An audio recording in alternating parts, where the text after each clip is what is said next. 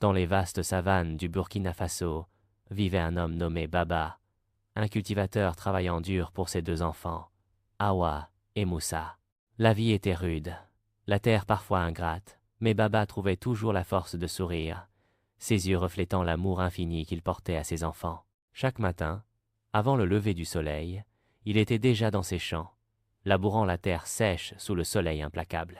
Il cultivait du mil, des arachides, tout ce qui pouvait nourrir sa famille. Les soirs, il leur racontait des histoires, des légendes ancestrales, tissant des rêves d'espoir dans leur jeune cœur. Un jour, une terrible sécheresse s'abattit sur la région. Les récoltes furent anéanties, les animaux maigrissant à vue d'œil. La famine menaçait. Baba, désespéré mais déterminé, fit un voyage périlleux vers la ville, laissant ses enfants sous la garde d'une voisine. Il trouva du travail comme porteur, portant de lourdes charges sous un soleil de plomb. Ses mains se fendillèrent, son dos se courba, mais il endurait tout, pensant à Awa et Moussa. Il leur envoyait de maigres sommes d'argent, assez pour acheter un peu de nourriture, mais pas assez pour vivre confortablement. Awa et Moussa, observant la souffrance de leur mère, comprirent le sacrifice de leur père. Ils virent la fatigue dans ses rares lettres, la tristesse dans ses mots écrits à la hâte.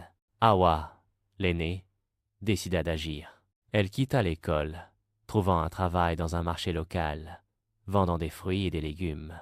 Moussa, plus jeune, aidait sa sœur, effectuant des petites tâches pour gagner quelques sous. Ensemble, ils économisèrent, petit à petit, chaque pièce, comptant comme une promesse d'un avenir meilleur. Un jour, ils rassemblèrent tout leur argent, une somme modeste mais significative pour eux. Ils écrivirent à leur père, lui expliquant leur situation et lui envoyant l'argent. Baba, recevant la lettre, fut submergé par l'émotion. Il ne s'attendait pas à ce geste de ses enfants. Il réalisa que son sacrifice n'était pas vain, que ses enfants étaient devenus forts et responsables, qu'il comprenait sa lutte et voulait participer à l'effort familial.